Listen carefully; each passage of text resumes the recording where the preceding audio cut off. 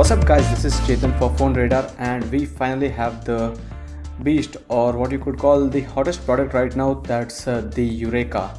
Because this has been into a lot of controversy, basically based on the sales, because Amazon India is the one selling this smartphone and it was about 10,000 units, of which a few claimed that around 3,000 were sold and not more than that, but a few again told that it's about 10,000 devices sold in the end. We have got the device here, and it's the Yureka from Yu, a brand from Micromax basically, and these are the specifications to start off with. It's the Qualcomm Snapdragon 615, the octa-core chipset with the 64-bit architecture, and there's Adreno 405 GPU along with it, and 2 GB of RAM. And the internal storage in this is 16 GB, and there's a microSD card slot along with it. And the most important factor with which Yureka or Micromax has been trying to tell this is the 4G LTE connectivity.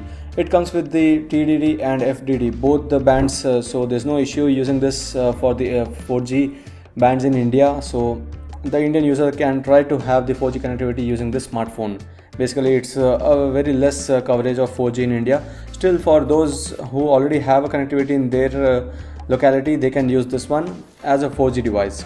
And this comes with a 2500 mAh battery, and along with that a camera combination of 13 megapixel rear camera and 5 megapixel front facing camera. And it has a 5.5 inch HD display on the front with Gorilla Glass 3 protection.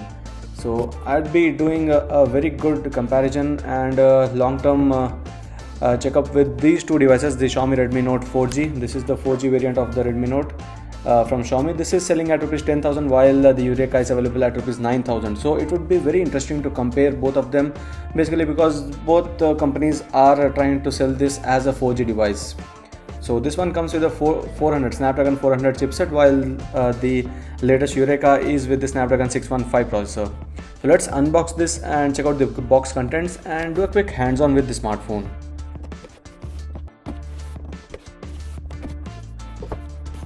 So with the box packaging, it is again similar to the Xiaomi Redmi Note's box packaging, the brownish color, and we didn't try to push this down and see how strong this package is.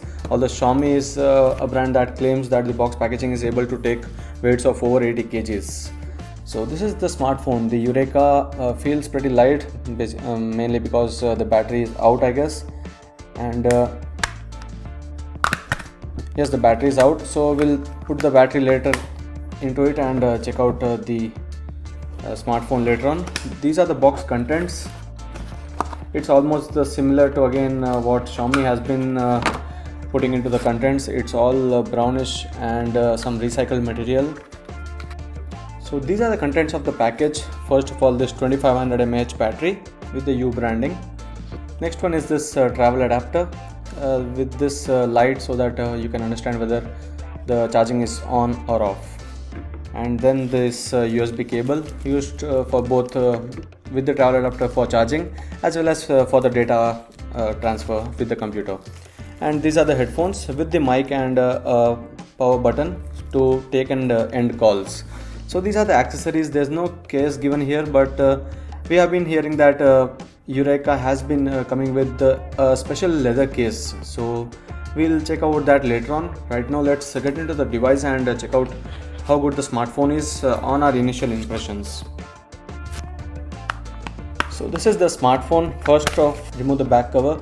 This is one single SIM card slot, and this is the second one. So this is a dual SIM smartphone with one SIM card having the LTE connectivity option, and there's a microSD card slot for the storage expansion. And we have been told it's up to 64 GB, so that's pretty neat for a smartphone of this price range. And let me put the battery into this. The other things to notice on the back is this 13 megapixel rear camera with this LED flash. And this is the back cover. That is a bit of smooth in finish, doesn't feel bad at all, though it's something different we have noticed in the recent smartphones. There's nothing with this kind of finish or make.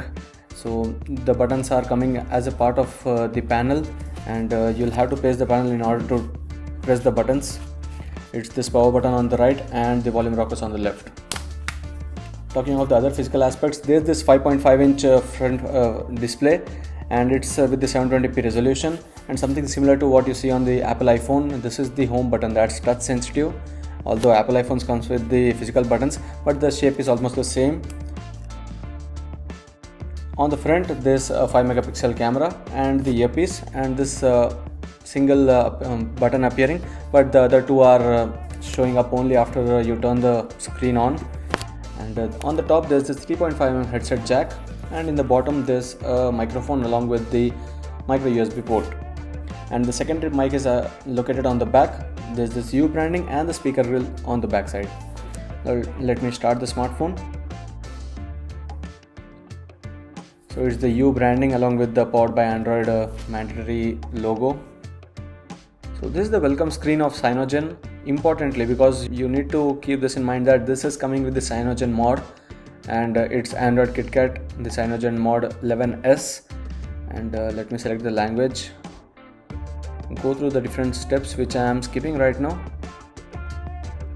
So the setup is complete, and this is one of my favorite interfaces, that's the Cyanogen mod ROM interface, and it's a bit of modified again here. I haven't noticed this kind of icons in any other smartphones earlier to this. So this is something for the U brand, the app drawer icon, and the applications that come pre-installed here are the Google based applications first of all, then this FM radio that you can notice, a camera app from Cyanogen mod, and there's a theme section that always has been there for Cyanogen mod devices, where you can download themes and place them on your smartphone. There's this Universe application which we'll be talking about later on in the detailed review, and a torch application. So these are the different apps, and Cyanogen mod has been coming up with the screencast application. If at all someone wanted to take a video of the screen rather than having just a screenshot, there's this application which we had earlier talked about in the OnePlus One review. So this is the notification panel. These are the quick settings with the profiles, the brightness, and the connectivity options. Getting into the settings, let's go to the about section and check for the Android version. It's Android 4.4.4 KitKat, and along with that, this is the Cyanogen mod 11.0 and the model number Yureka. So these are the various options, the lock screen option, themes. You would notice that not all the options that were seen in the OnePlus One are here, because some of them were modified only for the OnePlus One device, and what you see here is the basic Cyanogen mod OS, but still nothing bad, because Cyanogen mod has been one of the best responsive and very good looking interfaces. And let's quickly check out the camera application. So this is the camera application where you see a bit of screen area used up by the options, such as this front facing toggle and the flash toggle, and then this one for the manual controls of brightness and saturation, along with the GPS locator and the countdown timer. And when you go into the settings, there's these options for size, that's 13.1 megapixel at max, and that could go down to 1.0 megapixel based on what you want the quality to be, and the picture quality can be again changed. Viewfinder full screen and face detection option is also given here. This is for the basic camera aspect. Now getting into the video, you can capture 1080p videos at max, and there's also a time-lapse option. So this is a neat option if at all someone wanted to do more than just normal video capturing. This power shutter, volume zoom, left-handed bright screen. So a lot of options. I'll be doing a complete camera review later on for you to know how good the camera application is, as well as how good the camera capture quality is. So getting into the settings once again, let's check out the storage that's given into this. So out of 16 GB that's preloaded, it's about 12.62 GB available for the user, and there's an SD card option for storage expansion. So this was a quick hands-on with the Yureka smartphone from Micromax U, and we'll be coming up with the camera review and also a final review after about a couple of weeks from now, where we'll be testing this smartphone and comparing this with this particular competitor, and also the next one that's coming up very soon. This is the Xiaomi Redmi Note 4G, and the next one that's coming very soon is the Lenovo's A6000, which is priced at Rs 7,000, a very aggressive pricing. And that one is a smartphone powered with the Snapdragon 410, while this one comes with the Snapdragon 400, and the Yureka has a Snapdragon 615. All the three with the 4G LTE connectivity with the band support in India. So it would be interesting to see which one is a clear winner of these. Although I feel that the Yureka might be a very good competitor to the Redmi Note 4G, because there are a few things where the Lenovo A6000 is not really great. It's the camera and such, and if someone didn't want such a big smartphone from one of these two, because these both are with 5.5-inch screen, the Lenovo A6000 comes with a 5-inch screen, so that could be one of the different aspects here. So keep checking out PhoneRadar for the upcoming videos. Thank you.